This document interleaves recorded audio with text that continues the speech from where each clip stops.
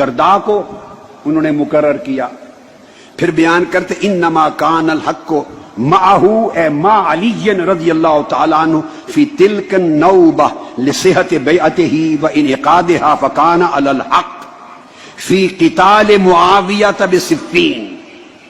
امام ابن الحمام لکھتے ہیں حق بغیر شک و شبہ کے مولا علی المرتضیٰ کی طرف تھا. یہ گڑمڑ کرنے کی اجازت نہیں، یہ منافقت اور مداہنت ہے کہ پتہ نہیں حق ادھر تھا یا معلوم نہیں حق ادھر تھا، یا یہ کہنا کہ دونوں طرف سے آبا ہیں، دونوں طرف حق ہے، ہم کچھ نہیں کہہ سکتے. نہیں، اتنے فیڈر میں دودھ پینے والے بچے نہ بنو، نہ اتنے بدھو خود بنو، نہ بدھو امت کو بناؤ. حق کی ہر ایک کو پہچان ہے. 1400 سال میں ہزاروں کتابیں بھری پڑی ہیں اس پر، ہر کتاب نے حق کو کھول کے لکھ دیا ہے. پھر آگے فرماتے ہیں کہ قتال صفین میں جب جنگ صفین ہو گئی تھی، بغیر شک و شبہ کے حق مولا علی المرتضیٰ کے ساتھ تھا. اب صاحب فتح القدیر لکھتے ہیں کہ اس پر دلیل قولہ علیہ الصلاۃ والسلام لعمار، جو متفق علیہ حدیث ہے بخاری مسلم کی، کہ آقا نے فرمایا ستقتلک الفئۃ الباغیہ، عمار تمہیں ایک باغی گروہ قتل کرے گا، شہید کرے گا. اب آقا علیہ السلام جس گروہ کو باغی کہہ دیں، دنیا میں کون مسلمان ہے محمد مصطفیٰ کا کلمہ پڑھنے والا اور خود کو مصطفیٰ کا امتی کہنے والا، جس گروہ کو مصطفیٰ الفئۃ الباغیہ کہہ دے، اس کے بعد وہ ان کے فیضان کے چشمے جاری کرے اور ان کی تقریریں کرے اور ان کے عرسوں کا اعلان کرے؟ خدا کے لیے یہ کام 1300 سال میں اہل سنت کے اکابر نے نہیں کیا تھا. یہ فتنہ نہ بپا کرو. خاموشی مسلک اہل سنت بس، مگر خاموشی مداہنت کے ساتھ نہیں، وضاحت کے ساتھ کہ حق پر کون تھا اور کون غلطی پر تھا. ان کو خروج اور بغاوت کا لکھا ہے اس عمل کو. اور اس کے بعد پھر آگے میں دیکھیے، کسی کو شوق ہو مجھ پر فتویٰ نہ لگائیں، مجھ سے پہلے امام مرغینانی صاحب الہدایہ پہ لگائیں، امام ابو منصور بغدادی پر لگائیں، امام ابو المعین النصفی پہ لگائیں، صاحب شرح المواقف پہ لگائیں، صاحب شرح المقاصد پہ لگائیں، اور صاحب شرح عقائد نصفیہ پہ لگائیں. میں نے کل درجنوں کتب حافظ ابن جرسکلانی پہ لگائیں، امام عینی پہ لگائیں. میں نے آپ کو 1300 سال کی تاریخ علم کل پڑھا دی. ان پہ جو فتویٰ لگائیں اس میں بھی شریک ہوں. توبہ کر لینی چاہیے. اور فرماتے حضور علیہ السلام کا ارشاد، اور یہ لکھ کر کہ آقا نے فرمایا تھا عمار تمہیں باغی گروہ قتل کرے گا. اب آگے یہاں بھی ڈنڈی مارنے کی اجازت نہیں کہ کون باغی تھا، کس نے قتل کیا، کس نے نہیں. کوئی کہہ سکتا ہے جی معلوم نہیں. میں کہا نہیں، اتنے بدھو نہیں ہیں کہ معلوم نہیں. صاحب فتح القدیر لکھتے ہیں وَقَدْ قَتَلَهُ أَصْحَابُ مُعَاوِيَّةَ يُصَرِّحُ بِأَنَّهُ بُغَاةٌ، اور واضح طور پر حضرت امیر معاویہ کے لشکر نے ان کو قتل کیا تھا. یہ تصریح کرتا ہے اس امر کی کہ یہ طبقہ باغیوں کا طبقہ تھا.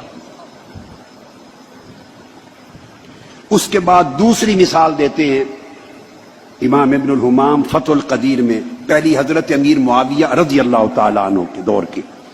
دوسری وَأَمَّا الْحَجَّاجِ فَحَالُهُ مَعْرُوفٌ، اس کا ظالم و جابر اور جائر ہونا معروف ہے.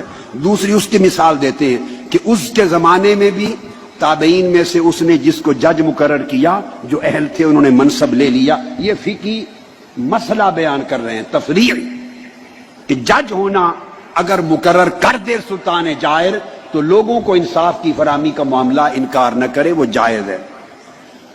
تیسری دلیل یزید کی دیتے ہیں کہ اس کے دور میں بھی یزید ملعون تھا، بدبخت تھا، جہنمی تھا، بے ایمان تھا، لعنتی تھا، اور میں تو اس کو کافر کہتا ہوں، میرا فتویٰ کفر کا ہے.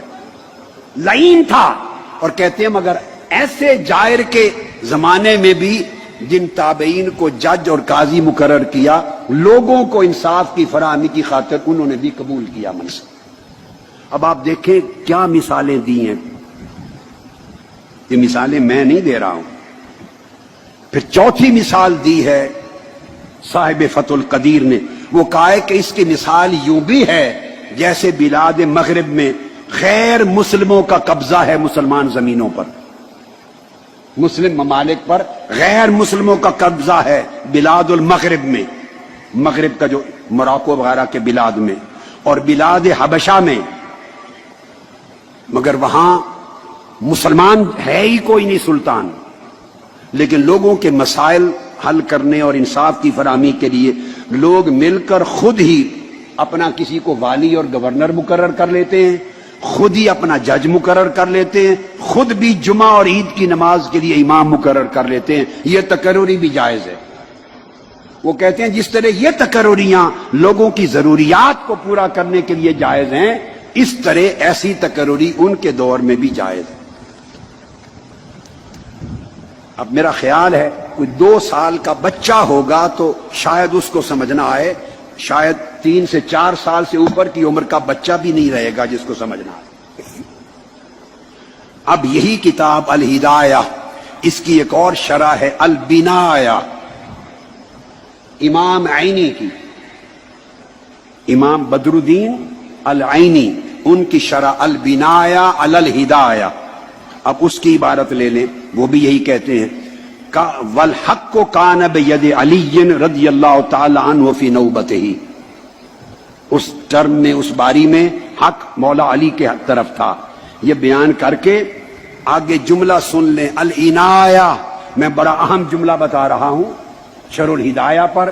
فقہ حنفی کی مسلم کتاب، یہ امام عینی شارح بخاری بھی ہیں، عمدۃ القاری کے مصنف، اور یہ شارح ہدایہ بھی ہیں البنایہ. وہ لکھتے ہیں وَعِنْدَ أَهْلِ السُّنَّةِ، اہل سنت کا عقیدہ بیان کرتے ہیں. وَعِنْدَ أَهْلِ السُّنَّةِ معاویہ رضی اللہ عنہ کان باغیاً فی نوبت علی رضی اللہ تعالیٰ عنہ، کہ مولا علی مرتضیٰ کے دور خلافت میں حضرت امیر معاویہ رضی اللہ تعالیٰ عنہ، ان کے لیے یہ لفظ بغاوت کا استعمال کیا. عبارتیں پڑھے ہوئے اور یہ کتابیں پڑھے ہوئے اور کچھ نہیں تو 40-45 برس گزر گئے. 1970 سے پہلے کتنا زمانہ ہو گیا؟ 48 سال ہو گئے جی. 50 سال گزر گئے، چونکہ 70 سال 2 سال پہلے پڑھی تھی. مجھے تو یہ کتابیں، یہ عبارتیں پڑھے 50 سال گزر گئے تھے، میں نے کبھی بیان نہیں کی. مگر اب میں نے دیکھا کہ امت میں فتنہ پیدا ہو رہا ہے، لوگوں کے عقیدے اور اہل بیت اطہار کے ساتھ نسبت، محبت اور مودت، اسے متزلزل کیا جا رہا ہے. میرا فرض تھا، میں نے جواب دہ ہونا ہے اپنے مولا اللہ کی بارگاہ میں، کہ میں وہ پردے اٹھاؤں غفلت کے، نادانی کے، اور لوگوں کو حق دکھاؤں.